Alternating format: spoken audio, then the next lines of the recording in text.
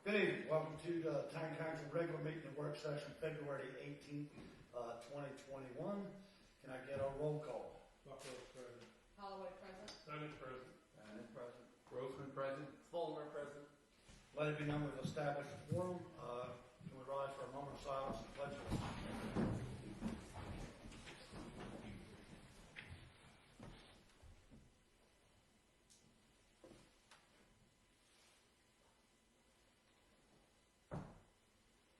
Pledge allegiance to the flag of the United States of America and to the republic for which it stands, one nation, under God, indivisible, liberty and justice for all. Thank you all. What I'd like to do at this time is ask for a motion from council to move the approval of the agenda format item 5A and move it to number 3. So moved. Second. All in favor? Opposed? What I would like to ask now, and then I'll explain this, I kind of made a mistake. I put number 70. I missed over one and actually read, and I would actually like to ask for a motion to have that removed from the agenda. So moved. Second. All in favor? Aye. Opposed? Anybody else want to change anything to the agenda? I move that we pull tonight's agenda out of the consent agenda. I've already did that. No, we have. Oh, I thought you said 70. Sorry. Yeah, no, I moved, the first motion I asked for was to move it. To move the consent agenda, move the approval agenda format. We're on that now. Oh, okay. Sorry. I thought you just moved that tonight. I didn't realize you moved to pull tonight's agenda out of it. Right. I just moved the whole agenda format up to 3. Okay. And then I asked to remove 70, and I was just asking if anybody else wanted to change anything. Okay. Then I move that we move tonight's presentation from Concerned Citizens of Cape Charles, and we reschedule that due to the level of public interest in it. In fact, we don't yet have our sound system. I don't think it meets our standards for transparency, for people to really be able to follow along at home and participate. And I think if we could take a little time and plan, perhaps the governor's, if we moved it to our work session in 2 weeks, the governor's orders might be different, but also I would note that when in limiting things to 10 people, we're not required to do that by the governor. That's social. We've been doing it as a good practice. So I think we can still be compliant if his orders don't change by, say, moving it to Al's Theater or somewhere, and having more people present. So it doesn't seem like we're doing business behind closed doors since we had to close tonight's meeting. So I would move to reschedule that item. That's we have a motion to reschedule the Concerned Citizens of Cape Charles presentation. Second. We have a motion, we have a second. All in favor? Before you go, Discussion. yeah.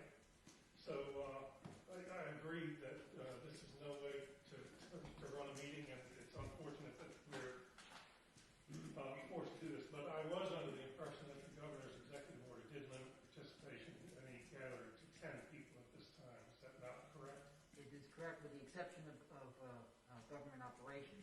So I don't know. I would have to get a ruling on whether government operations are things like staff meetings and council meetings. To do a big public presentation like that, I would have to get a ruling from the attorneys to whether that exception would apply to that. Well, I like Andrew. I'm hopeful that the governor is getting ready to release some other executive order that will relax that so that we can, in fact, gather more than 10 people and not have to get a legal opinion on that. This executive order expires on February 28th. That's correct. So he alluded to a little bit on the press conference that might be the time that it changes. Any more discussion? Got a motion, I got a second. All in favor? Opposed? All right. Any other changes to the agenda format? Yep. Thank you, Mr. Val. Don't worry about that. We just want to make sure we hear your voices. Yep. Thank you. All right. So we'll move on to, I guess, which is now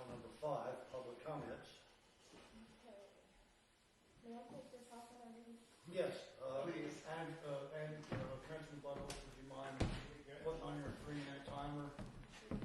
Make sure she knows when it's 3 minutes.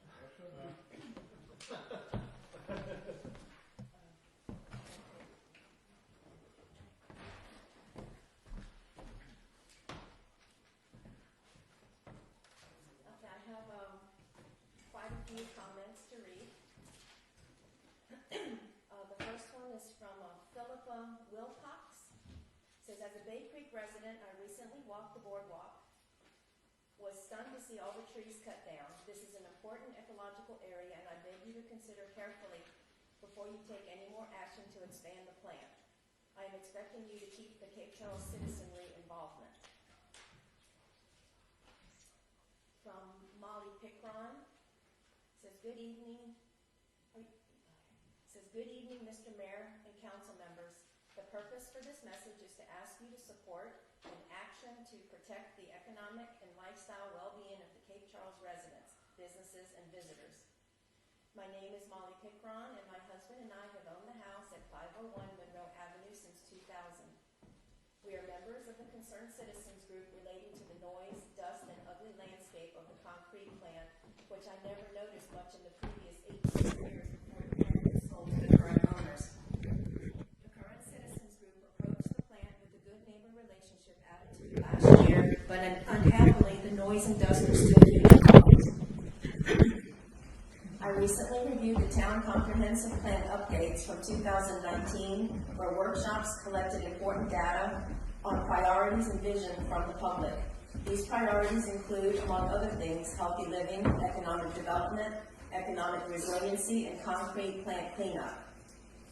The current state of the concrete plant's excessive noise and dust negatively impacts each of these items, and it seems as if the plant is operating as if they are zoned heavy industrial. Here are some of the impacts I see to the comprehensive plan upgrades. Healthy living. It is obvious to anyone that the dust and noise generated by the plant are health hazards. Economic development. Cape Charles has made great strides in this area. The Treasurer's report from October 31st, 2020 shows great growth, even considering the pandemic. I believe the continued excess noise will adversely affect the attraction and satisfaction of tourists and cause current residents to seek retirement elsewhere where there is peace and quiet. All this will certainly affect the bottom line for our businesses and for our town.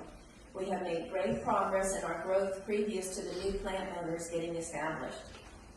Transient occupancy tax, 21.9% increase over the previous fiscal year. Sales and use tax, 2.2% increase. Business license tax, 97.5% increase. Harbor dockage, 61.8% increase. Concrete plant cleanup. The visual impact of the plant is a big negative, and the plant intends to continue to grow. The promise by the plant to build a shielding wall to help with noise and negative visual appeal has stalled, and there is no definitive timeline on its completion. Economic resiliency. If our residents move away and tourists choose to visit elsewhere, our economic condition will certainly deteriorate, and businesses will falter and close. I've worked with the Cape Charles Main Street organization for several years and have witnessed the tremendous effort expended in partnership with the town to support and grow the town businesses, attract new businesses, enhance the sense of community pride.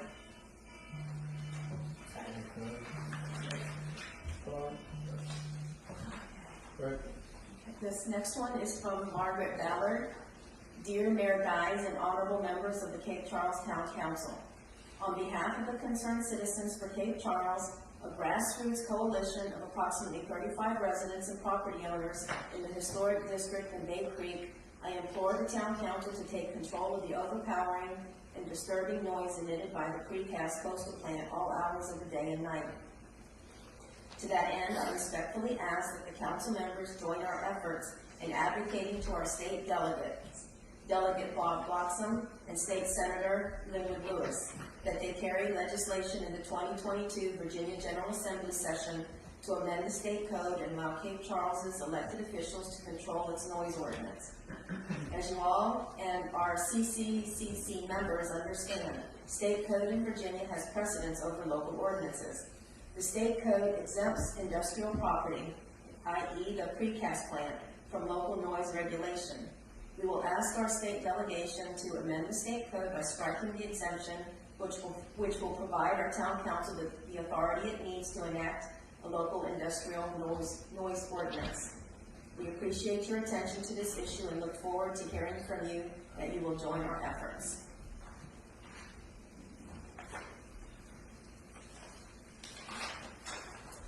Elizabeth Sutphin.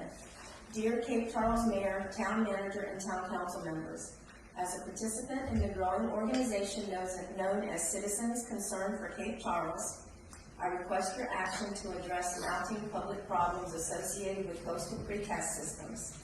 The indisputable facts concerning the impact of coastal CPS is operations on the taxpaying citizens of Cape Charles are as follows. The noise and air pollution from CPS are disturbing a growing number of Cape Charles citizens. This applies to citizens that live full-time in Cape Charles and weekenders who are subjected to negative heavy industry operations on the Saturdays and Sundays at all hours. CPS has not taken adequate measures to reduce their heavy industry disturbances on the town residents in spite of their promises to be a good neighbor in harmony with the community. In a 26 May 2020 meeting with Mr. Dies and Mr. Hosey and documented in a follow-up letter to DEQ inspector on 28 May 2020.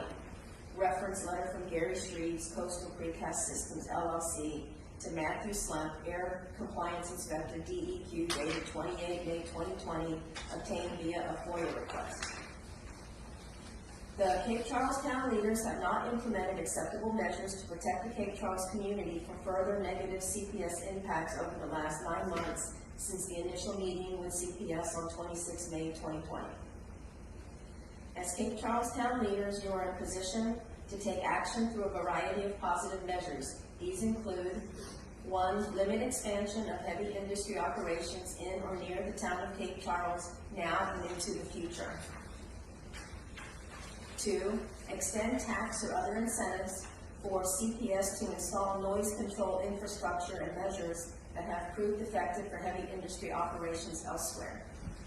SHLIST website. 3. Dedicate town financial resources and or secure public grants to install additional sound reducing infrastructure, acoustic panels, sound curtains, sound blankets, for placement in key locations next to the Cape Charles Historic District and the DCR Cape Charles National Area Preserve. This will assist in protecting these valuable state-recognized assets from the heavy industry noise intrusion and also help to address development of serious public health issues in our town. Thank you for your time and attention to this important matter.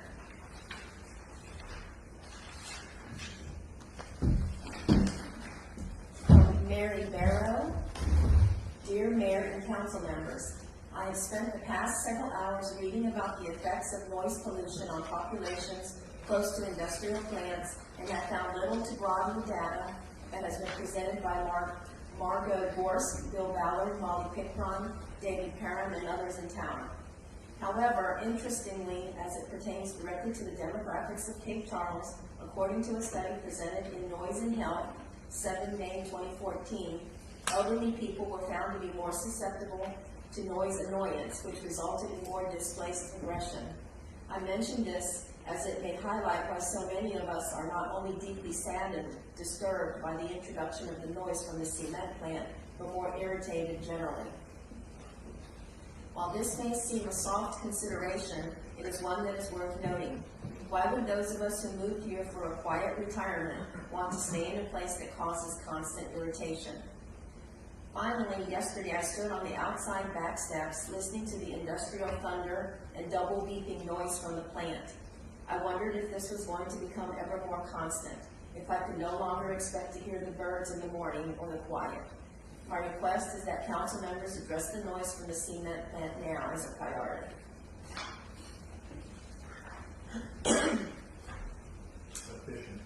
From Diane Davis. Good evening, Mr. Mayor, members of Town Council, Town Manager, Town Clerk, and others present. Wow, it is really interesting about the discussions occurring now about the concrete plant. In 1964, when the Bayshore Concrete Plant decided to open a business here, and it was really an exciting time for our area because they hired roughly 350 people who had full-time jobs with benefits. The southern part of the Eastern Shore really did not have that many businesses other than the small ones that had less than 10 employees, and many of them were family members. We were really sad to learn that the Bayshore concrete plant was closing and all their employees had to find other jobs.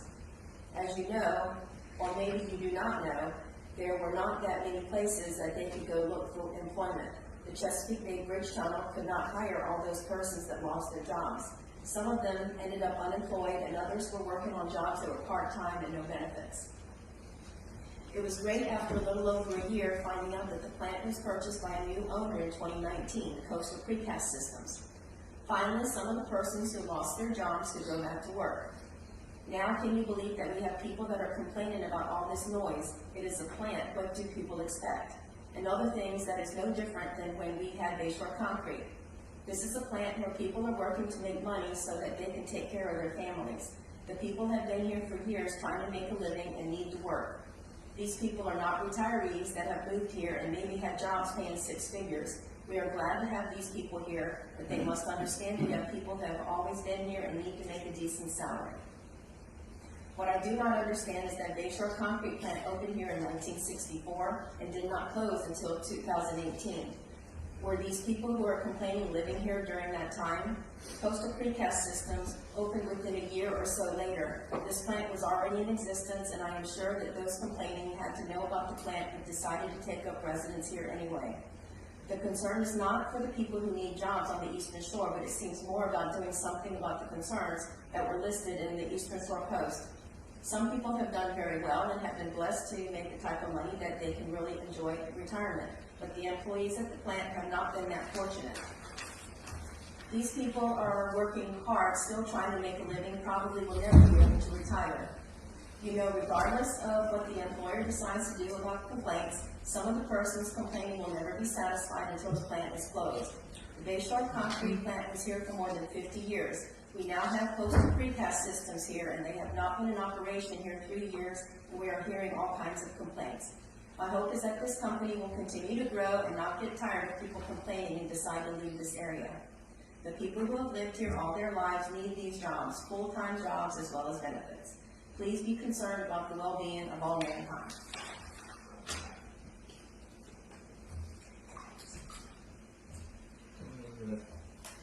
Okay.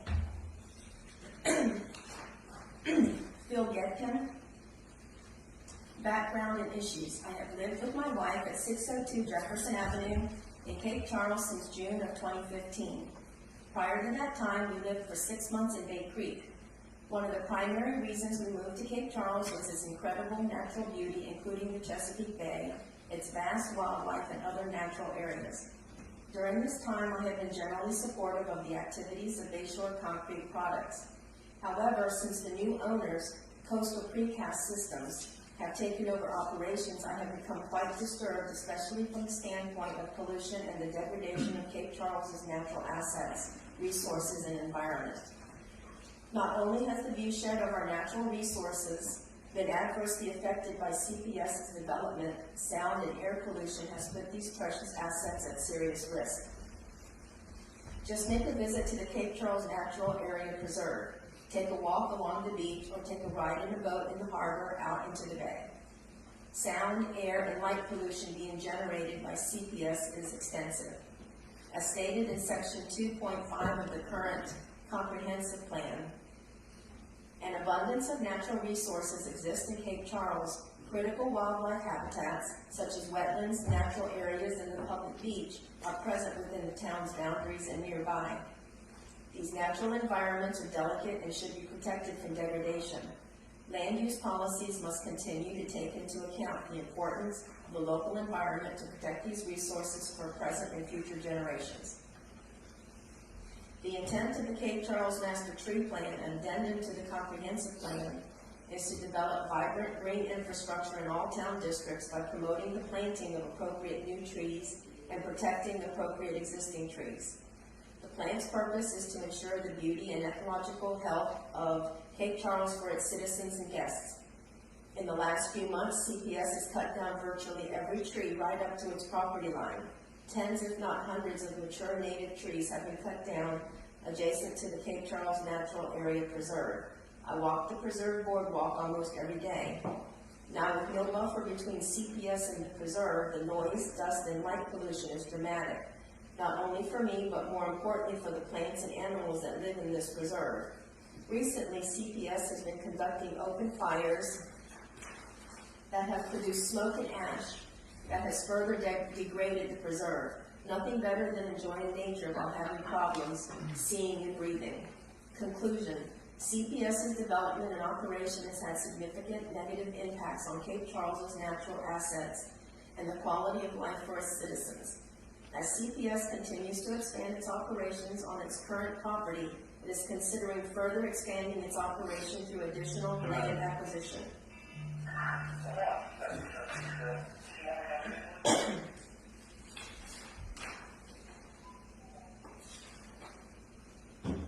Ready? Yep. Okay. David Parham. Dear Mayor Guys and honorable members of Town Council, I am requesting the Town Council require that the air and noise pollution from the Coastal Precast Systems plant be reduced to acceptable levels and operations be limited to acceptable hours. I am not asking that the plant be shut down, but it be held responsible to limit its harmful effects on residents, businesses, marina, and beach. I am not knowledgeable as to the processes used by Coastal Precast Systems compared to their predecessor, Bayshore Concrete, but for the prior 12 years before Coastal Precast started operations in 2020, we did not experience these negative, harmful effects. I am addressing the unacceptable air and noise pollution which comes from the Coastal Precast Systems plant. Their operations not only cause intolerable disruptions to the peace and serenity of the town, but also create serious health concerns for the residents and tourists in Cape Charles. The air pollution from the plant is a major health concern. I have notified the council previously with concerns of boats in the town harbor being covered with dust debris from the Coastal Precast Systems plant last summer. Certainly a nuisance and undesirable, but of greater concern is the particulate matter that remains airborne and is breathed into the lungs of our residents and tourists. Numerous health studies have shown the correlation between exposure to particulate matter in the air we breathe and the serious health risks negatively affecting cardiovascular and respiratory systems. These risks include heart attacks, asthma, bronchitis, and lung cancer, among others. This is especially true for people with pre-existing heart or lung disease, older people, and young children. As Cape Charles is a town with an average resident age in the late 50s and a tourist town which attracts families with young children, this concern would be magnified. It should be noted that reports have indicated that inhaling concrete dust is especially damaging as it is composed of damaging chemicals and can stay airborne for several days. Now, we all know that on most days we have wind in Cape Charles. Per WeatherSpark, the average annual wind speed is 9 to 13 miles per hour. At these wind speeds, both small and large particulate matter will become airborne. The typical winds from April through August are from the south. This means that dust and particulate matter from the coastal plant will blow into the historic district during the summer period when the town is full of tourists and renters. It makes sense that Section 3.13 of the town zoning ordinances for the industrial district makes it clear that no outside storage of parts, material, fossil fuels, raw materials, or petroleum shall be permitted within the M2 district. The zoning requirement goes further to state no dust, smoke, or noxious odors shall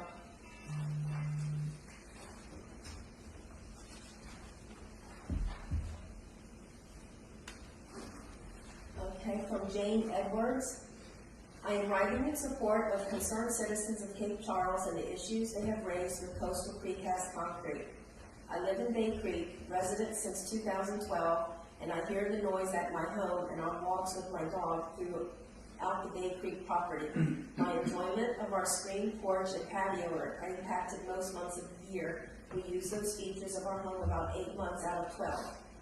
I also work in my garden almost year-round in the early morning, and I hear the plant.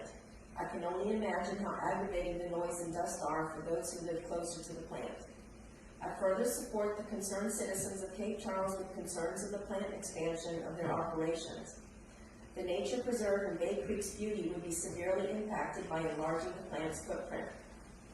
I do not advocate shutting the plant down. I only want more consideration for the citizens of Cape Charles and our tourist visitor industry. Thank you for putting my letter into the record for the town council meeting. Margot Gorse. Dear Mayor and council members, the plant is here to grow and make a profit. It is not here to do so at our expense. It exists in a residential area, not in an industrial park. Our community has a right to be protected from the worst side effects of its operation and to preserve our health, investment, and quality of life. 1. Dust. Cement dust causes lung function impairment, chronic obstructive lung disease, restrictive lung disease, pneumoconiosis, and carcinoma of the lungs, stomach, and colon. Sulfur dioxide affects breathing, aggravates existing respiratory and cardiovascular disease. Sensitive populations include asthmatics, individuals with bronchitis or emphysema, children, and the elderly. Additional health hazards are presented with water runoff into the bay and groundwater and other odorless gases. 2. Noise. Research has shown that regular exposure to high noise levels results in higher cases of nausea, headaches, argumentativeness, and changes in mood and anxiety. Insomnia and developmental delays in children are also associated with noise pollution. 3. Hours of operation. Directly tied to noise in a solution may be to have the noisiest part of the operation during the day and the silent parts during the night. We have a window of opportunity to play the long game and use state, federal, and local legal protections to balance the profit goal of the plant with our residential district.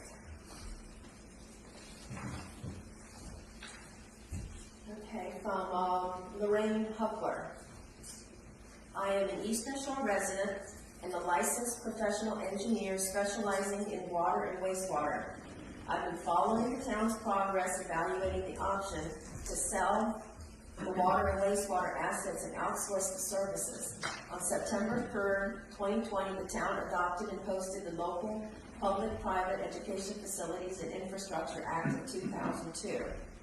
The town accepted an unsolicited conceptual proposal from Aqua on October 9th, 2020, and accepted a finalized conceptual proposal from Virginia American Water shortly after receipt of clarifications on January 8th, 2021. There's a requirement to post conceptual proposals for public access. Why aren't these two conceptual proposals currently available to the public on the town's website as required by the PPEA guideline? Section VB5A of the local PPEA guidelines reprinted below requires that solicited and unsolicited proposals shall be posted to the town's website within 10 days of acceptance.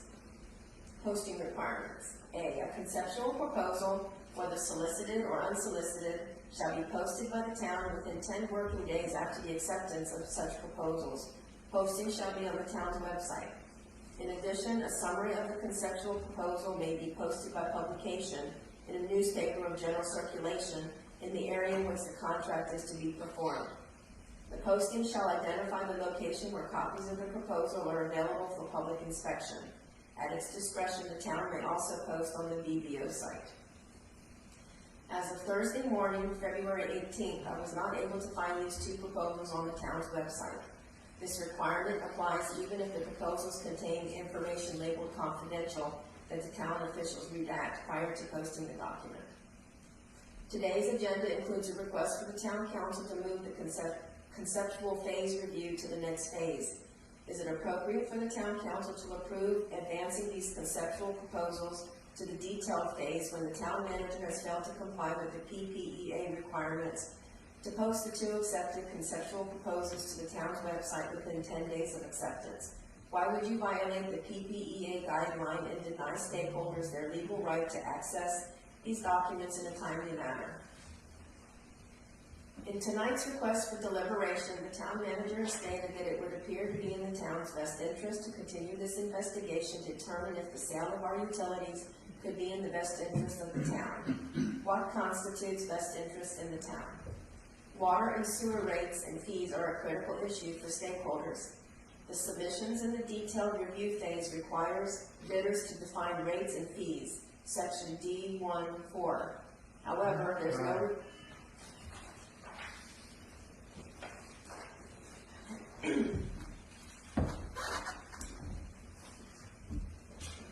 John Dempster, Cape Charles Town Council. Dear Council, my name is John Dempster, owner of the shanty at 33 Marina Road. I'm here to address the ongoing debate about rates in the harbor, specifically as they regard commercial watermen. I understand that you, the council, reached an agreement last September to lease the operations of the town harbor to the Cape Charles Yacht Center. And while some of that decision does affect the shanty in terms of our operations, maintenance of public areas, events, and other, I have remained silent until now out of trust of your decisions. However, as local watermen are not only our friends at the shanty, but also our local vendors, and the inspiration for this business to exist in the first place, I feel we have a right to speak to these terms. When I arrived here by boat 11 years ago, I lived in this harbor, surrounded by almost nothing but commercial vessels. It was this that reminded me of being home in Gloucester, Massachusetts. It was also this that made me believe a local seafood joint on the water, supported by its own community of local watermen, was the opportunity of a lifetime. That opportunity has had a lot to do with the shape of this community over the past 10 years, and it was built upon a working harbor with working watermen who were the priority of a blue-collar seafood joint, long before we needed 130 more slips for private vessels. We should all be thankful for how this has gone, but we should always water our roots. It came to my attention about a month ago that the annual slip holder rates, which several watermen maintain faithfully, have been removed. More so, it also came to my attention that the rates for commercial vessels would increase significantly. Still, I sat by as I understood the vernacular of the deal ultimately allows you, the town council, to control the rates. I hope that you will honor our watermen.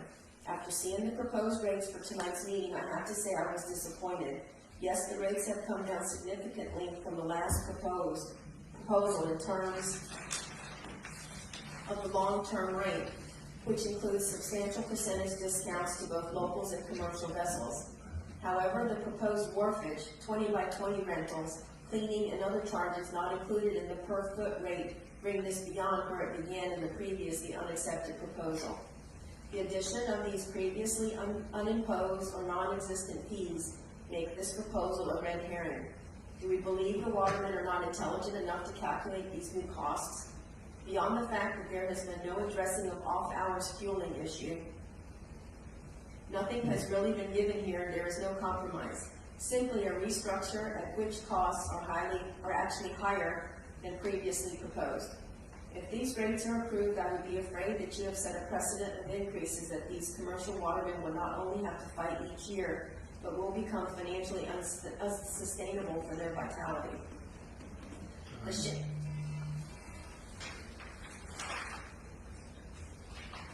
Last one. Stuart Smith. Despite Council's admonishment at the January 2021 Council meeting against including rates far out of Cape Charles, CCYC has chosen to write a marketing piece that can best be described as mostly aspirational. Indeed, marketing is the art of creating preference for your product or service, even if some of the arguments are based on what you would like the facts to be. Let's look at some more facts.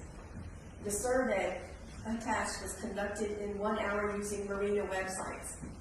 It covers the Patuxent River marinas southward to the Elizabeth River. The average rate for transient night, not including power, is $1.89 a foot. This puts the proposed rates for Cape Charles at 59% above the average marina. Marinas in the far northeast have very short seasons, typically Memorial Day to, at best, Columbus Day, or 4.5 months compared to our 8-month season. So naturally, rates are higher. I want to highlight one marina in the CCYC survey, Charleston Harbor Marina. I have stayed there for a month at a time on 2 ICW cruises, 2018 and 2020. The property has 2 first-class hotels, 3 pools, 1 heated in the winter months, a hot tub, a beach club where once-a-month entertainment is provided around a seasonal theme like an oyster roast, a first-class restaurant, fish house, a shuttle van which takes boaters to downtown Charleston, grocery stores in West Marine, and to a local plantation.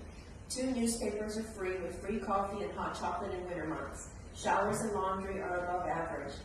The view from the marina is the Cooper River with the Charleston skyline and the Ravenel Bridge. Our view is of the concrete plant. So international yacht owners are coming to Cape Charles for our beautiful view. Where is our pool going to be located? Cape Charles' proposed rates are 36% above Charleston Harbor. Marketing hype does nothing to create real value for voters. Another inconvenient fact is that CCYC rates were raised in the spring of 2020 in anticipation of submitting their RFP response. The exact general rate structure proposed, including fixed electric rates, are the same as posted by CCYC last year. Before that, monthly rates were $6 a foot. Below Cape Charles is seen a seasonal rate of $6.41. There is a cry for improvements that needs additional capital and more events. Under a prior harbor master, Cape Charles had many waterfront events, including the Tall Ships Festival for many years, which attracted large crowds of visitors.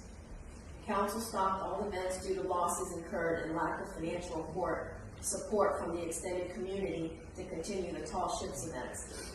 Tall ship visits are very expensive due to individual ship requirements and appearance fees. For years, Cape Charles Harbor has been underpriced for transients. Another inconvenient fact, Cape Charles for many...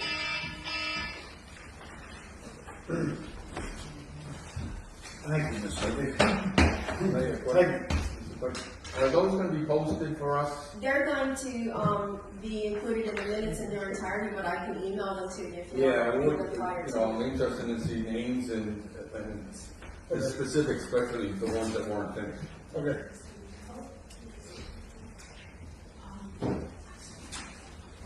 All right, item, which is now 6, consent agenda, B, approval of the minutes, and C, approval of December 31st, 2020 financial report. Can I get a motion to approve the consent agenda? So moved. Second. Any discussion? All in favor? Opposed? All right, item, I guess now 7, unfinished business. A, 2021 harbor fees and rents. It's down to the so the leads you here. Thank you. Well, we brought this forward. We brought this forward last month, and I want to apologize again for not providing the information that was desired for you to make your decision. So we postponed this to be able to put a little more effort into it, and we hope we added the detail that was needed. One of the things that I wanted to try to emphasize that maybe wasn't explained well last time was that part of the reason why it was so confusing was that it's hard to do a rate comparison, just because there were so many different things to compare to. There were so many different categories, there were so many inconsistencies in how it was applied, that sometimes it was confusing when you looked at it.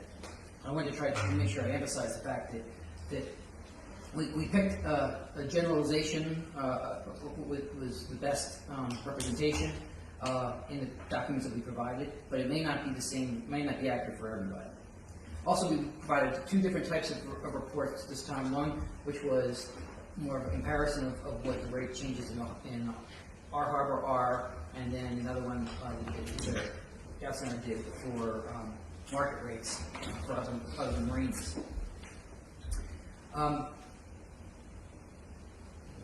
we dug into some of those more convoluted rates, we listened to some of the comments that were made last time. We realized that although we're trying to make a good faith effort to protect our watermen and our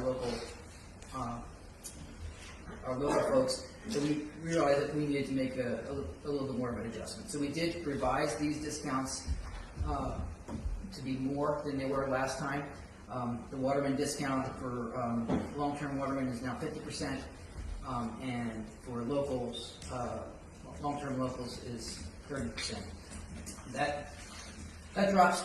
There's still rate increases, I mean, and again, I want to make the case that we're not bringing in sufficient revenue to cover all of our operations and the major maintenance that's required. The whole purpose for trying to reorganize the harbor was to improve the financial position and be able to help the harbor be self-sustaining. So rates have gone up, but we've tried to limit those increases to those two, specifically to those two groups. Both of them are under 10% now. We did add, there's some additional detail in here that wasn't in here before. We did include the gasoline discounts, which we had before, and we're not proposing much of a change, but I just wanted to make sure that was brought to your attention. The electric rates were explained a little bit in more detail, where the 50 amp service was just grossly underpriced before, and now it's more in line. We did add a couple of other rates in there that are not that all that earth-shattering if you deem the need to adjust them. I know we did get some pushback on the pressure washing, and if you wanted to remove that, we certainly wouldn't have any objection. With regard to the commercial gear storage area, we needed something in there to give the operators the teeth needed to manage the facility. There's certainly some leeway to them with them, as it has been in the past for very short-term use. But in the event that things aren't kept clean, they need some mechanism in order to force compliance. That's why that's in there. The other thing that was added that actually Mr. Panic found for me when he was doing all of his code revisions was that wharfage also has to be approved by council annually. That wasn't done in the past couple of years. I just looked back at last year and didn't see it, and it didn't occur to me. So that's why we brought the wharfage forward as well. And this needed a little bit more adjustment, and we did ask for Waterman for help. Mr. Weibel actually helped quite a bit on this. And I let him look at the final version before it was published. However, and they're the ones that recommended the change in unit measurement on these, and we tried to keep it simplified. So we tried to make it all, the prices all the same, so it's all 50 cents now. However, there are two things that I would like to ask that we change on this. One of them was for the fish 32-gallon barrel. Originally it was a 50-gallon barrel, and Mr. Weibel pointed out to us that that's not really what's used, it's really 32. So I agreed to make it 32. But when we did that, we didn't reduce the amount. So that $1.50 should really be $1. So I would request that you change that to $1 when you approve it. And then the other one, and I hope maybe that Mr. Mayor can help me articulate this, was on the scales. My understanding is that if bushel is not correct, it should be a sack. A sack, yeah, they don't come in and shell, they come in and shotgun sack, 50-pound sack. So those would be the two changes. I'm sorry, this is just not my area. But those would be the two changes that I would recommend to do this. We did, that was a result of the unfortunate situation that developed yesterday, and we had to close the meeting to the public. We did, that of course meant that harbor users weren't able to come either, but we did extend an invitation to Mr. Weibel and to Mark Henry, who is in charge of the yacht club, to come and speak if they wanted to. Mr. Henry replied that he didn't feel he needed to, that all of his issues were addressed. And so apparently he's watching on Facebook. So, I'm sorry, the other important thing. Last meeting, there was a discussion about the issue of after-hours refueling. And I wanted to clarify that we have unfortunately found out that is not permitted by state law. And apparently it's been that way for a while, and we just didn't realize that. And so, actually, the center found out from vendors as they were researching options to solve the problem, that you have to have a qualified attendant on duty at all times if fuel is being dispersed. Now, the attendant doesn't have to do the dispersing, they just have to be on, be on duty. I ran that past our attorney to confirm that it did apply to us, and I did get confirmation it does apply to us. So after hours fueling is simply not permitted by state law unless we have an attendant there. So that, it's unfortunate, but our hands are tied on that one. So I just want to clarify that. The cutoff is inside the building, correct? The emergency cutoff? What? The emergency cutoff inside the building? There's three. There's one inside the building, there's one, on the front side, and there's one on the back side. I actually spoke to Dr. Watson about the situation and forwarded him the information, because he don't remember, that he passed, so, so I guess he's looking into it. So with that, Mr. Mayor, I entertain questions.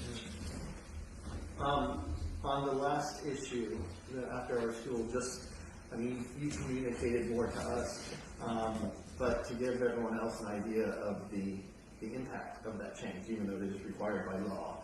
You had shared some data with us on how much that was actually being used, the after-hours fuel. If I remember Oh, correctly. yes. 6 times.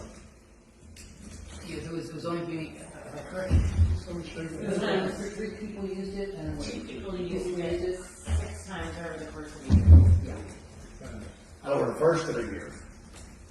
Not over the course of the year, over the first of the year. No, over the course of 1 year. All- There were 6 uses. All of 2020.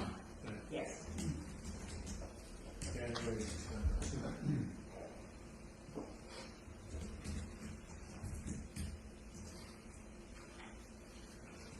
I have a question.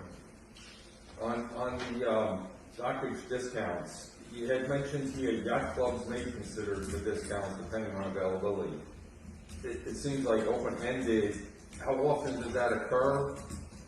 And I think it was intended there, and maybe Nicole can chime in here if they'd like, but we don't want to have just a blanket discount out there. If the harbor's going to be full on a holiday weekend, you're not going to give a discount.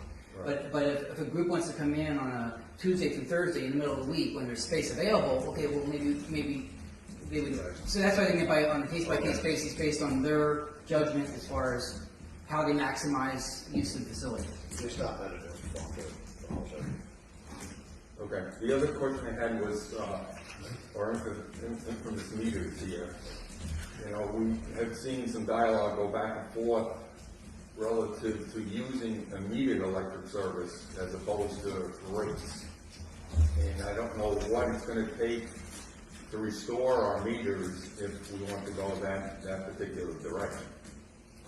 And I can't answer that. I don't know what the current status is or how much it would cost. Maybe the mayor knows better than me, but I don't know, but I want to know. That's something I want to know. I don't like the electric rates. You lose money. I looked at it every day my first 2 or 3 years here. That's all I got the previous council to put the meters in. I brought in the information. We lost money by not metering it. And so I don't like it. I don't like flat rates. I think people should pay for what they use. So I want to know, I want it fixed, and I want them metered. I'll Preferably by July 1, 2021. I'll get you that information. Well, if we proceed, then we would agree with these particular rates with the understanding we're going to come back and talk to metering and revising. That's fine. Is that what I'm hearing? Well, yeah, my understanding is right now. Right now, Right we gotta go with this because Right. I don't know what works. Right, so I'll need to find out what it would take to get them up and operational, and then if you approve that, then we'll. And I will say, Oyster Farm, we did incorporate a $5 a month, or $10 a month hookup fee into plus meters to cover the cost of any maintenance required to the customer. Yeah. It's plus the meter rate, but, and, That means if they choose not to use it, they're not getting charged, correct? well, that's the other thing, if they're not using it, they already get charged. No, they're not plugging in, they don't. All right, because they can't be locked, right? The meters? They No, can't, unfortunately, if someone wanted to steal electric, they certainly could, but we would hope that our customers would dispatch. Well, then, yeah, I mean, but they've all got the ability to be locked, so somebody would have to bust the plastic or fiberglass casing to get in to do it, Right. which has been done. I was, Let me just be sure that all of the pedestals were metered in the past. they were. Okay. When I left there in 2015, every meter worked. Sounds like they just weren't made from what we were told last time. We're good at that. From the, Well, yeah, I'm not gonna go down the path. So just leave it.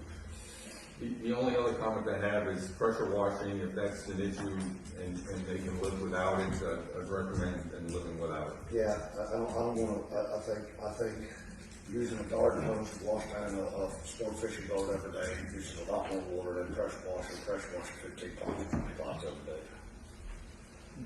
No objection.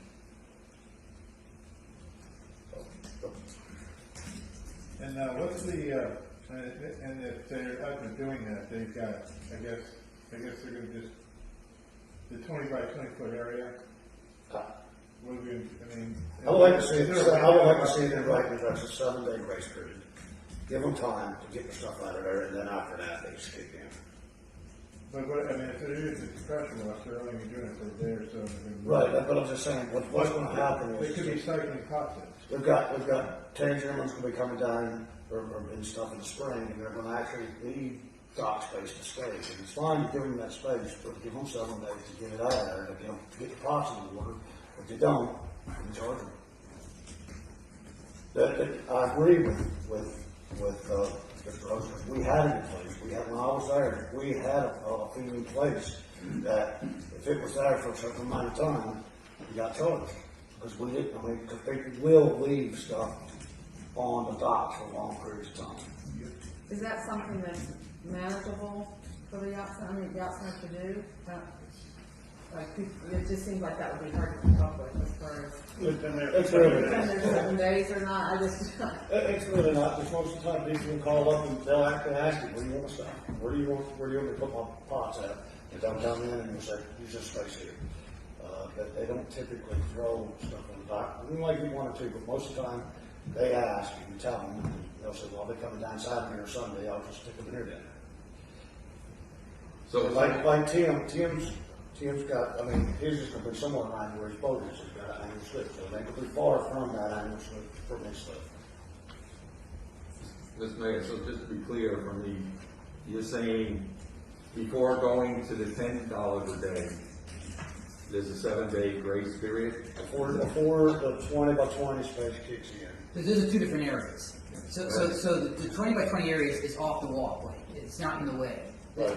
If it's improper stored on the walkway, then it's boom, it's $10 right away. There's no. Yeah, I would like to see that'd be higher actually. I don't think that's enough. I want our walkways free and clear all the time. I'd like to see it be $50. I'm serious. I'd like to see that be $50 a day. Leave something on the walkway every night, and somebody can go there and stop it. We're gonna get sued. It's actually a misdemeanor. I asked her. I thought it was. Yeah, my concern was enforcement of that. It's the- Yeah, it's-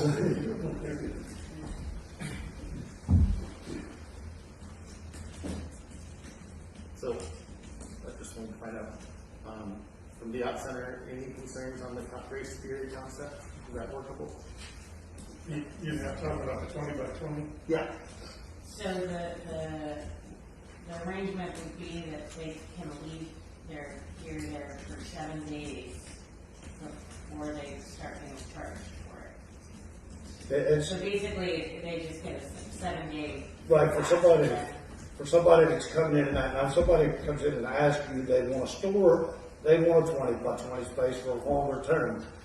Absolutely, you're not going to put them right to the edge of the dock. You can put them somewhere in a storage area. So that's a whole different animal. What I'm saying, the people that's coming in, they're pressure washing their pots, they're taking them back out the next day or the day after that. I don't think they should get charged. I think that space should just be just as long as they're not there after 7 days. They have to pay for a week. So it's like your first week is free and then after Right. that,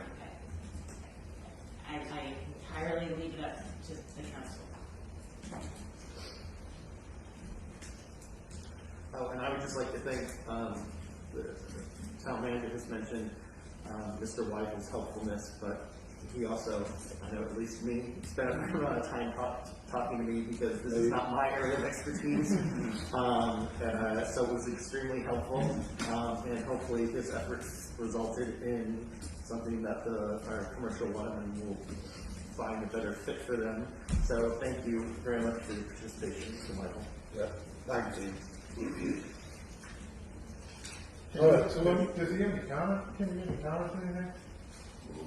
I'm just curious. What's your comment? I'm for meters. I think they all ought to be needed, because I went and checked yesterday, Center Dock, I checked 8 pedestals, only half work, and you can't read the other half, so they're gonna need replaced if we meter it. And the other thing was, back on the Warfix, the horseshoe, it says cardboard crate. What is a crate?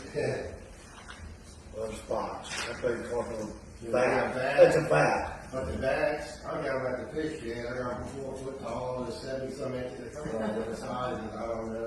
What size is the one that horseshoe crabs come in, you know? Everybody uses different size.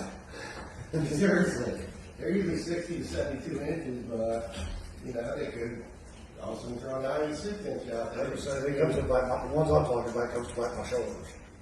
Maybe you should As just I look said, for the usually 60 to standard 72 units. is usually what you use.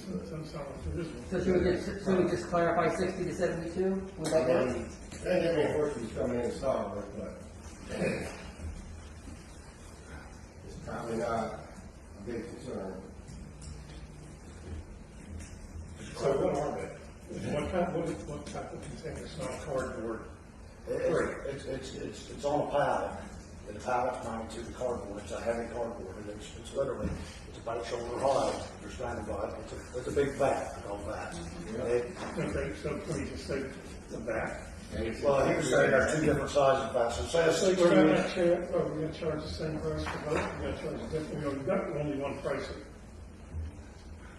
Yeah, based on that price on whatever size you think it is, and then if it's larger. Get a bonus. I mean, we got. It don't matter, I mean, that foot ain't gonna matter one way or the other. Those go to Fuji anyway, right? What's that? Do those go to Fuji or do they get around? The horseshoe crab, that's 2 weeks. How many bushels comes in that? How many bushels do you think you get in that? All right. When they're live, you're not getting anything, when they're dead, you get a whole lot more. That sounds just stick out like that. Just change the cardboard crate to 60-inch fat. Just change cardboard bag. Cardboard bag. We don't use a crate for nothing. Okay, so I'm gonna make a motion that we approve the rates with the adjustments that we have discussed, which are to change a few of these units of measure, the fish barrels are $1 versus $1.50, the scallops in a sack, the horseshoe crabs are in a vat. We're not gonna charge for pressure washing, and there's gonna be a 7-day grace period on the 20 by 20 storage areas, and once the meters are fixed, we'll readdress the electricity costs. Second. Okay. Yeah. Impressed. Well, yes. Very good. Hey, you got them all. All right. All right, so we have a motion, we have a second, any more discussion? All in favor? Opposed? Thank you, Thank you. Jamie. There's a lot of work to Thanks, continue. everybody. Okay, Thank you, we probably John. want this Thank to you. work, so let's go. Thank you. All right. Okay. You can go. You're everybody. Yeah. Okay, 'cause now we gotta do town code. Out of fun, really, We yeah. don't want to be here for the next part. Actually, this part of town is pretty exciting. I didn't call it different, you know. Winter time, right? Yeah, exactly. Yeah, now, Your definition of All exciting. right. Item, which used to be 7, now 8, new business, A, revision of time code. Okay, Mr. Panic, will you bore us to death? I will. Continuing your tour through the town code, what you have before you fixes our defective ordinance on sidewalks. And we can ride bicycles on sidewalks, and you'll notice in the state law that Amazon got to them very quickly. We can even have personal delivery vehicles, which are robots, on the sidewalks. And you can choose, if you adopt this ordinance, to then subsequently determine what sidewalks you don't want these non-motorized vehicles on, and then you would have to go through the process of getting VDOT to install official signage in those areas. But The signage on Mason Avenue is not official. it is not, no. No, it's not official. They're kind of homemade signs, and VDOT's got specific requirements for signs. Sure they do. They do. But the good thing is that they do have pre-approved vendors for those signs. Andy knows, he's been kind of down this path. They have reflectivity requirements and the whole 9 yards. So, so that's that one. And then, as I was trying to get some rest, the Chapter 19 we have in there, which is a very unusual one, and it is, in my view, completely superfluous to the zoning ordinance, as well as other sections of the town code that govern unwanted behavior. That particular chapter, Chapter 50, probably requires somebody to go through too. I'm not volunteering for that, but there's a lot of duplication in that chapter. And then, lastly, Chapter 34 governs junkyards, but it actually prohibits junkyards because of the requirements to have a 500-foot setback for fences. And of course, the zoning ordinance does not allow junkyards in any district by either right or conditional use. So you have the ordinance attached to it, and if you adopt it, we will make those changes to Chapter 42 and delete the other two chapters of the town code. Questions? I'll make a motion that we adopt the ordinance as presented. Second.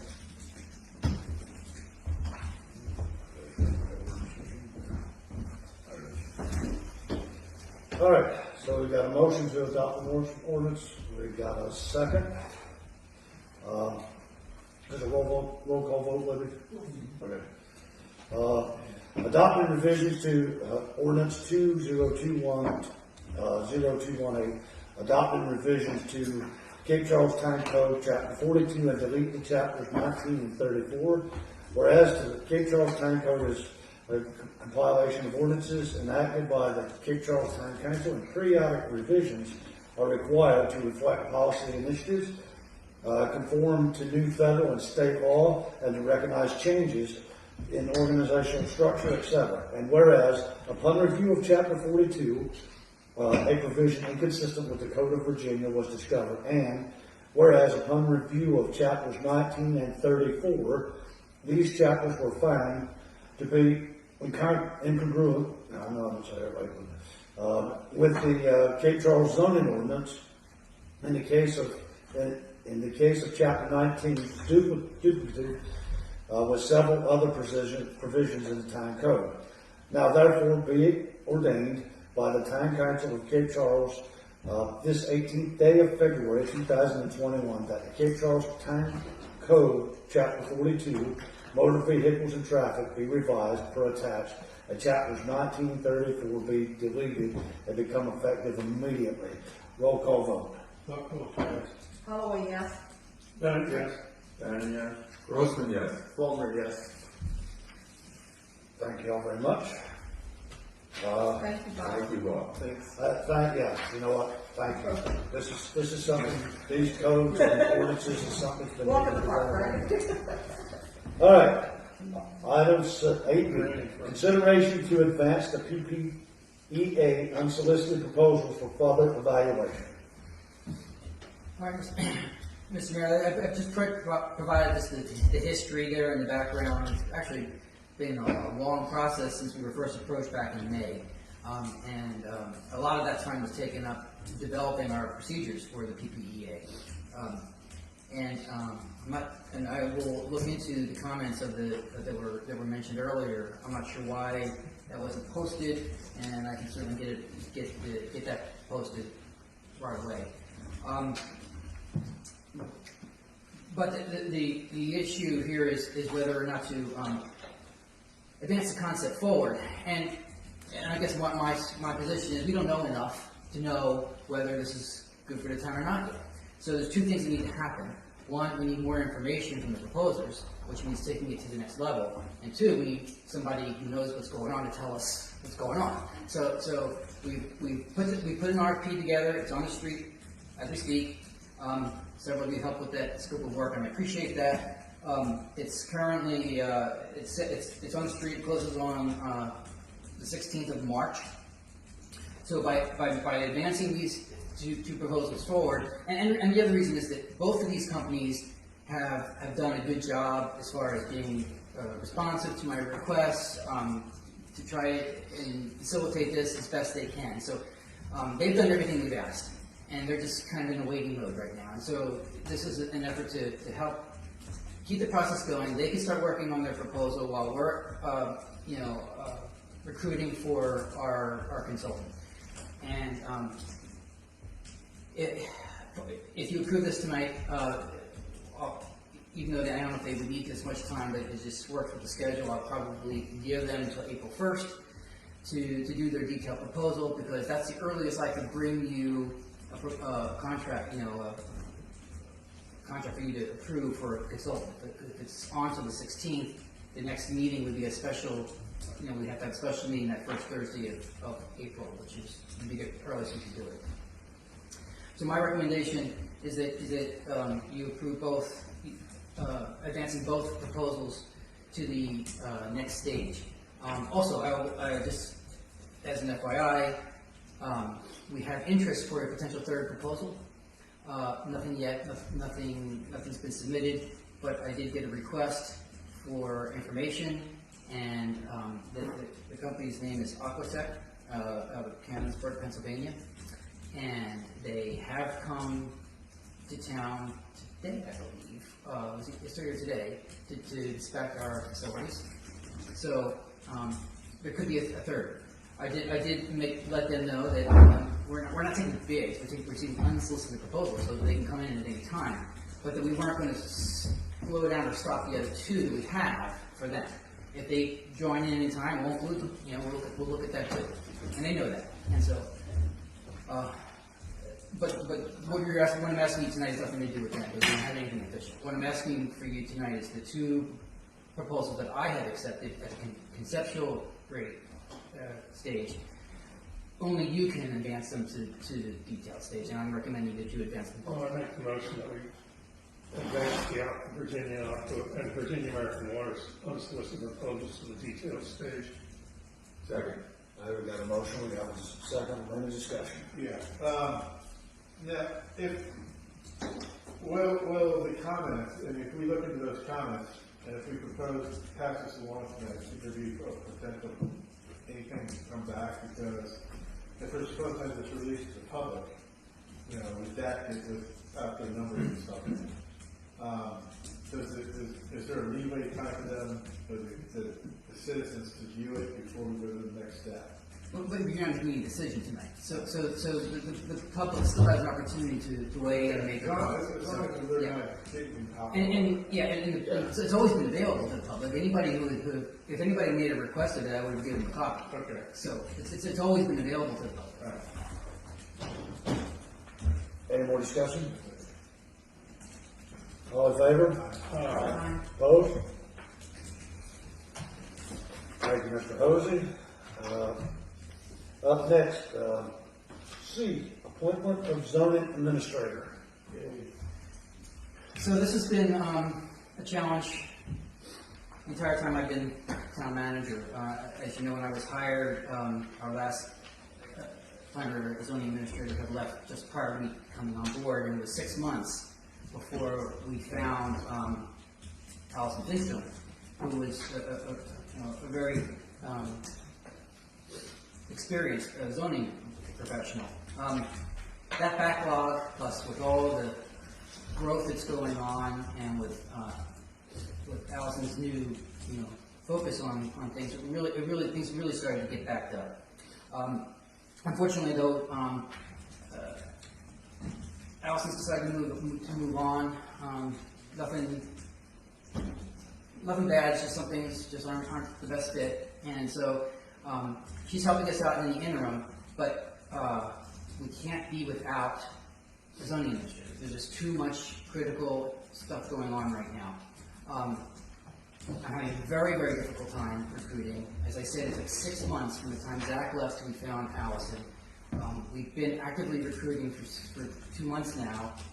We did have one candidate. We interviewed him, and then he withdrew. As a stopgap measure, we approached Katie Nunes, who was doing zoning for Frontenac County. She has her situation is such that she can work part-time now. She can't really work full-time, and I've worked out a deal with her where she can have the flexibility she needs for her personal situation right now, where she can work from home and come in, working on a part-time basis, but can get us over the hump and get things moving. And I have to say that although you have not appointed her yet, and she hasn't taken any official position, she's not done any signing officially yet, in the last 2 weeks, I've been thoroughly impressed with how much she has jumped in, figured stuff out, organized it, and she's ready to go tomorrow if you appoint her tonight. So I consider myself incredibly fortunate that she was willing to pitch in and help, and she's willing to do that, for as long as it takes for us to get a full-time person. So I strongly recommend that you appoint Katie as the zoning administrator. However, I would ask one thing that I forgot to put in the agenda statement, is that in addition to zoning administrator, there's also a subdivision agent required by code. So could I ask when you make the motion that you would appoint her as the zoning administrator and subdivision agent? Well, for any subdivision. So that just covers us so that you can do it, whatever is required. Do you know approximately how many hours a week she'll be able to work? It's flexible right now. Roughly half time is what we figured, but right now, for the first couple of weeks, she's willing to do closer to 30. But I've been impressed with how much she's doing in a short time she has. Okay, got a recommendation? I make a motion that we appoint Catherine Nunes to the zoning administrator and subdivision agent for the town of Cape Charles. Got a motion, got a second, any discussion? All in favor? Aye. Opposed? I just have a question. So when we hire a planner, we appoint that person as the zoning administrator? It will still happen? That's the plan, yes. So as soon as we get a full-time permanent position, Yeah. we will. Now again, I will caveat that it depends on who we can hire. Right. So if we hire a guy, real candidate that has all the appropriate experience, that's what we would do. If, and this may be the more likely scenario, we have to hire someone that doesn't have all the bells and whistles we're hoping for, we may want to keep Katie on board for a while to help train the person we hire. Yeah. So it may not be right away. Yeah. But And I'm fine with that. I was just trying to get a feel for, does this position always kind of stay within the planner kind of area? Like the zoning, I remember appointing Zach to that, but I'm just curious if the zoning administrator always stays. It has been for us. It's very common. It's very common for that to happen. However, the most typical thing is people tend to go to school for planning. Yeah. Planning is fun. Yeah. So zoning is complicated. Not many people like zoning. So you generally have planners that do zoning. It's hard to find it the other way around. Right. And so we're getting applications. Yeah. You know, for people with a little bit of planning experience or a little bit of planning education, but not much zoning experience. Yeah. And what we're finding is really, I'm not diminishing the importance of planning, but zoning is critically important too. Right. And so, I'm kind of focused on that, and so Thank we're you. gonna have to be flexible on how we put this together. And you did approve in the budget amendment a second position, okay? Exactly. And I'm not giving that up. No. That's That's why I was asking. how that piece fit together is all going to depend on who I can find. The top, yeah, I understand. Thank you. That was my question, is if you're still on that track for a second position, so good. All right, item 7D, USDA Rural Development Loan Resolution. 8D, I'm sorry, we moved to 8. So this is a housekeeping item. These are the items that you approved in the budget for the utility fund. This is the truck and the remote water meters. This is just the paperwork that's required by USDA to file the grant and loan. Now, the water meters are a multi-year function. This doesn't cover them all. Okay, this is the first tranche. We would do another 2 to 3 years of this to get them all done. Now, as we talked about earlier this evening, there's a possibility that someone else may be handling utilities.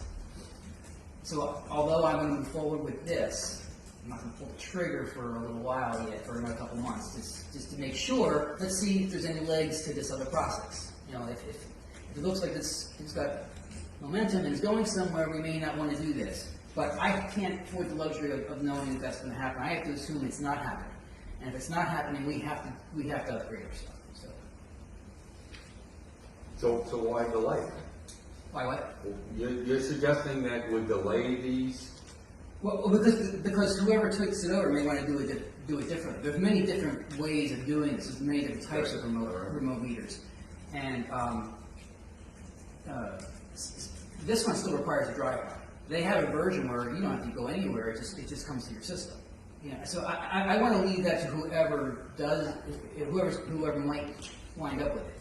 If we're doing it, I can't afford the Cadillac. I got to go for the Chevy. So, but yeah. So this is definitely a step up from where we are.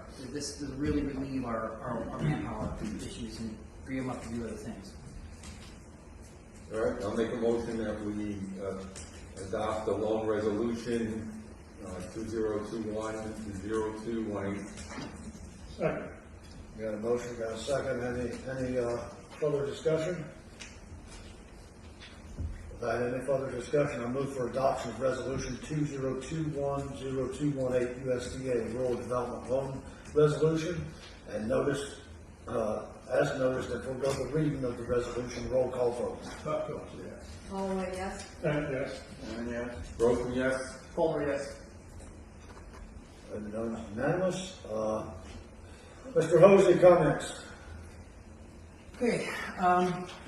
quickly.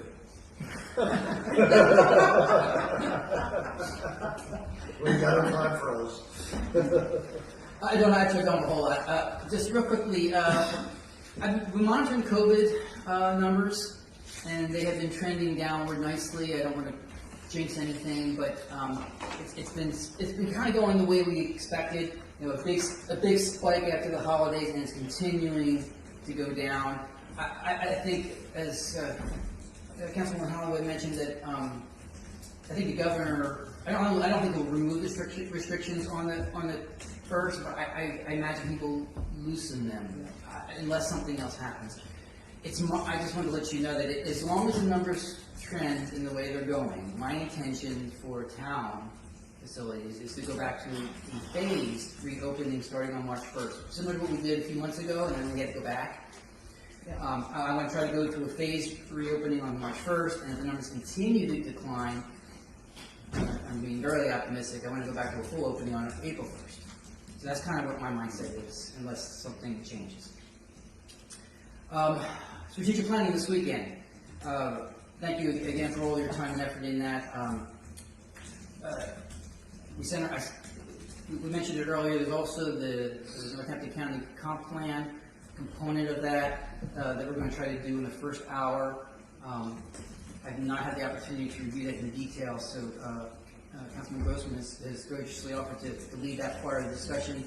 If any of you are going to be late at all for the Saturday meeting, if you have comments for the comp plan, that will be the first hour. So if you're a little bit late, you won't miss the strategic planning, but you may not be able to participate in the comp plan, but you can do that by sending me your comments. You copy me and Councilman Grossman on any comments you have in writing, and we'll be sure to incorporate that in the discussion. I wanted to ask if you're, again, we're getting back to the COVID numbers a little bit. We're planning right now, we're being optimistic. Jen's getting back to the business of event planning. So, Cape Charles Day. We kind of need to know if we're still planning for that or not.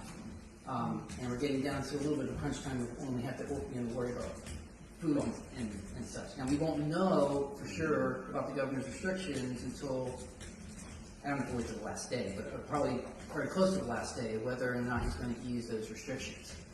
March 4th. The 6th, personally, I think it's in the park. We can space, I think we're fine. I'm inclined to continue planning for it. And it's Well, I think the only way we can is if the time has changed. Well, that's individual, isn't it? No, that's what we're, that's what Friday is, elimination. Yeah. That's why the streets don't Christmas. Right. So, I mean, I think if it stays at 10, I think we have to be be consistent with. No, I agree. If the restrictions don't ease, Yeah. then we'll have to cancel it. But I'm thinking the odds are he's greater. gonna go to 250 if I had to bet, because he did the larger venue stuff. He made that change already. Yes, the other day. So I feel like that's the direction it might go. But I mean, to me, if it stays at 10, I don't think we have a choice, unfortunately. Right. It puts Jen in a little bit of a tough spot. Not really knowing. I know. Because that's like, 6 days or 7 days before it, right? Can we set up a drive-through? Yeah. I think, Just pick up. Doing something for the citizens, and let them appreciate, Councilman Buckholz, go I ahead. call the grill. Yeah. I call the grill again. Well, I'm calling for a mention some of Do you remember that. the spread thing again? That comes with June 12th, but Smitty has something to add. Yeah, so I'm calling for a mention, I'm gonna do barbecue this year. What do you want me to smoke a butt or something? You don't have to do anything that's fun. We're just gonna start and talk to constituents. Guess they didn't like your grill. You ain't never eaten that up. So I think we're leaning that direction, and we'll, if something changes and we can't do it because of restrictions, we'll cancel when we get closer. But Oh, we could do pickup. do what? We could do, I mean, if we've got it planned and we've got the stuff. The music is easy to cancel, I can cancel. Yeah, we cancel the music. Food, I think we would have to. Agnes said he was saying, Who? you. Yeah, right. All right. Okay. Bad idea. Good plan, thank you. All right, and then the last thing is just a reminder again, we haven't had special meetings for the past couple of months. We've just been doing the once a month regular meeting, but next month there will be a special meeting on the first Thursday of March, March 4th. So it's to remind you, because you're out of practice, and that will be happening. And that's when Jody will be doing the healthcare presentation, and perhaps other business. So that's all I have tonight. All right. Thank you, sir. Mayor and council comments, I'm gonna go first this time, I think. First of all, thank you, Bob, for the work, and John, and whoever else is involved on codes and ordinances. I think it's highly important we try to get some of these things squared away.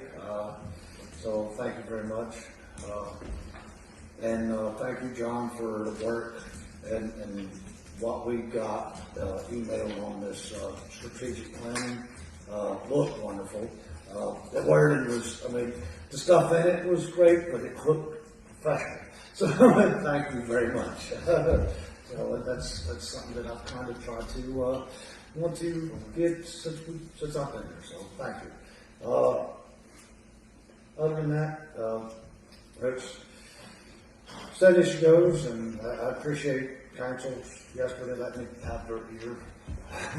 So thank you. And that's all I got. I don't really got much. Vice Mayor? I don't have anything other than, Paul, you said you sent emails out regarding the comp plan, I did not get it, so.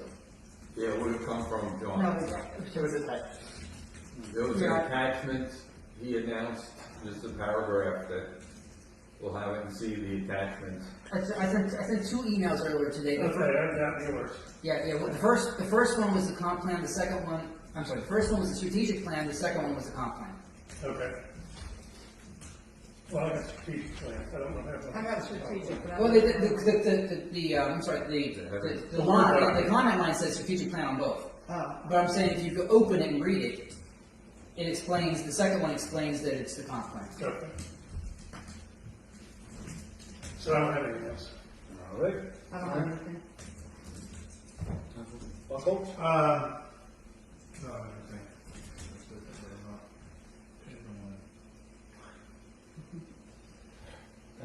I would like to second what the mayor said, and thank you. I know it's a code cleanup, it's certainly not exciting, but we're addressing, some house cleaning issues that I know, spending my whole life on Mason Avenue, and like the sidewalk thing, listening to all the complaints from vendors and the issues and the friction it causes for us to sort this out so we can move forward on doing things correctly, I think is something that I'm not sure will become a thank you notes, but people will certainly appreciate that. So thank you for doing that on top of all the firefighting you guys have been doing. And thank you for that, because we've had a year of firefighting and still managing to move the work program forward. So thank you for bearing with us, the whole team. Thank you.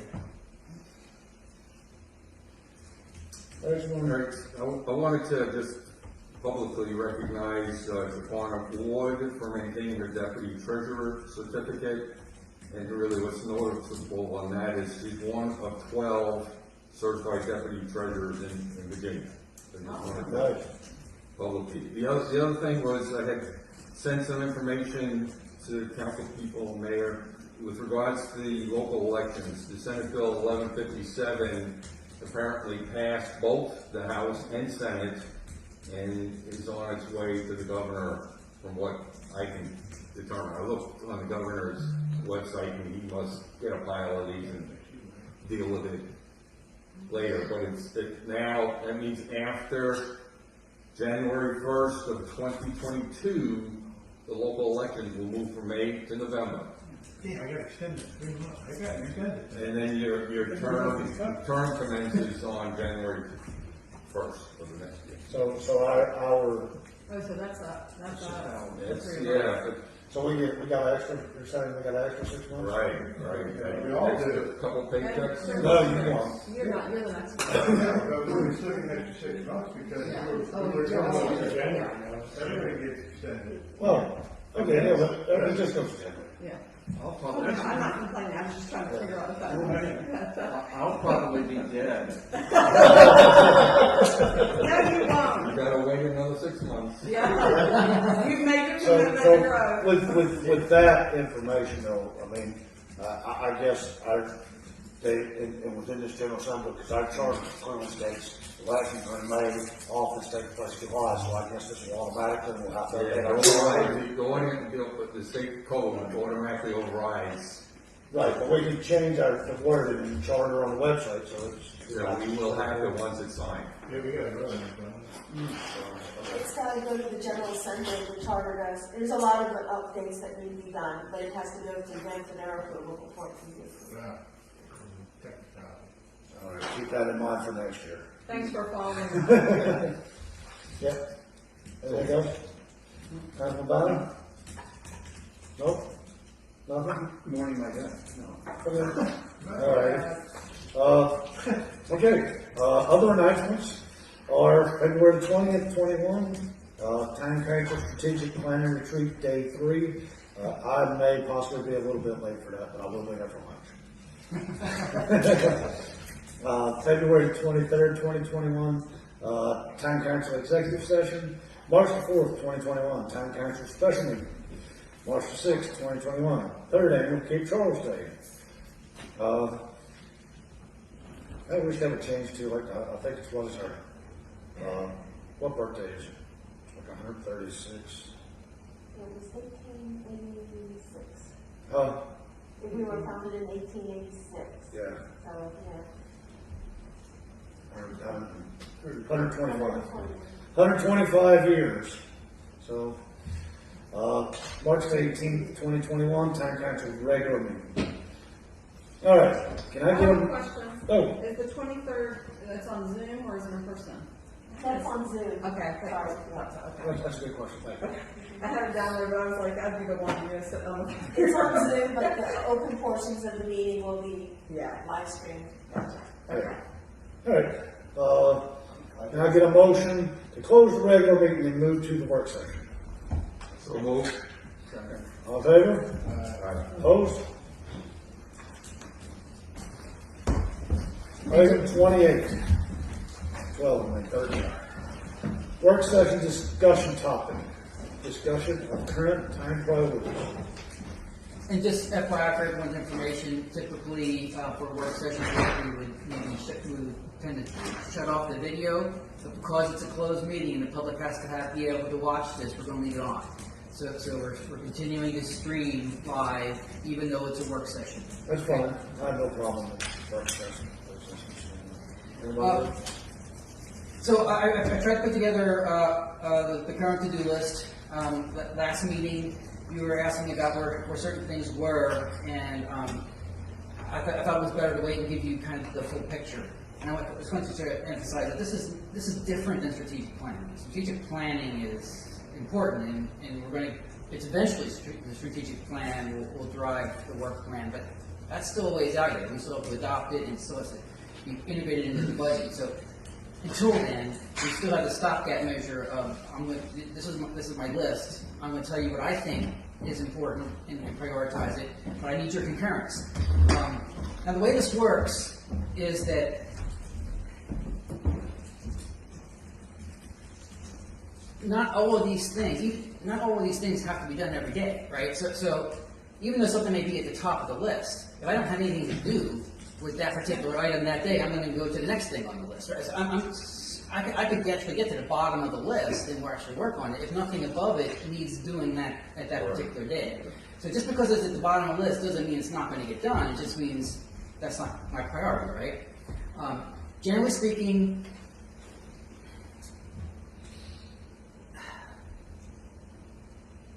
I probably have about, I would estimate maybe 60% of my time is taken up with just day-to-day running of the town. Just things, you just never know what's going to come through, just personnel actions, public, reported concerns, whatever it is. About 60% of my time, I'd say, on average, is busy doing other things. So I only have about 40% of my time that I can do, frankly, what I consider fun work. This is the fun work to me. I enjoy doing this sort of stuff. But it's not a full 40-hour week, is what I'm saying. So please keep that in mind when you're thinking about how fast these things get done. And so, anyway, I've listed these in what I consider to be priority order, and just wanted you to review them and let me know if there's anything in here that you want to see moved up or down on the list. Can I make a comment? We've been doing short-term rentals, parking, and golf carts for God knows how long. And Councilman Holloway has been bringing it up, and I really think with the season fast approaching, if it's any way to move some of that stuff up there. I think we're Already. late on short-term rental for this year. So Okay. I made a note that just go ahead and put that on our September agenda, if we, We probably are on the parking too. Yeah, I think, I really do. I mean, but I think if we put it on our list for September, because if we're gonna make those changes, rental folks need to know, for the rest of the year. So that was my only, I appreciate that, Mr. Mayor, but I think you come. Okay. So as soon as things above it get done, Yeah. that just moves up. It doesn't mean we can't work on it, I just Right. think we wouldn't be able to implement anything. Okay. So from my perspective, I definitely agree with your top three, probably number 2 and number 1, but for moving down the list, I'd push reverse to the bottom. I would have predicted that. Yeah, and I would also say that options for town hall, replacement renovation shouldn't be that high on the list either at this moment. There's nothing we're gonna be able to do about it other than put it in the camp. But, so anyway, that's my 2 cents for it. But right now it's number 1 in camp. Right. It's number 1 in camp. It's number 1 in camp, but it's not number I 1 on don't my think list, he needs to be spending a lot of time. which is why it's not at the top of my list. And I think it could be lower on your list. Well, right now, most of what we're doing right now is we're working with an architect who's giving us an effort pro bono. So it's not costing us anything to evaluate some of these options, but it does take time. Yeah. So yes, there's not a lot we can do because we don't have a lot of money for it. But to the extent there is something I can do, it is something that's still important. It is still at the top of the camp list, and so that's why it's No, on I my still list. agree with that, but I just don't think that this needs more time at this instant. I think there are plenty of other things to break down right now. And the only one that I had was to remove the historic district review board up, switch it with the PPEA process. I just think that we just get caught up in that so much, and if we don't get going on resolving it. And I think, Mr. Holmes will agree, I just think all our ordinances, Yeah. it just needs to be, it's just, Well, and I know that comes with number 3. Yeah. You know, they kind of work hand in hand, but that was the only one I have. Well, I don't see it moving up above the bullets that are above it, though. I think it's, I just think Right, it's above the where it's utility moving. sale. I mean, there's no, well, I we think didn't seek that out. I mean, I So, think. so again, let me try to emphasize, just because it's below the utility scale doesn't mean it doesn't happen. It just means if I have something to do, if I have something for both of them, I'll do that utility scale first, then I'll move to this one. So once you just approved moving them to detail, right? So I'm gonna tell them to start working on that. Bob and I got that RFP on the street, nothing's happening until the 21st. I got nothing to do with that right now. So right now, that's gonna be above it. So that's how I meant to Right. present this, is that it, but as it starts to come in, that has to take priority. so yeah, but when we start getting towards mid-March to early April, PPEA will take priority. Unless you tell me otherwise. But there's a lot of time between now and then. I could be working on the next thing on the list. Okay. I like the list exactly as presented. The only change I would make is short-term rental regulations move down below the RV and the parking issues in the golf cart. So basically at the bottom. All right. Is there consensus to do that?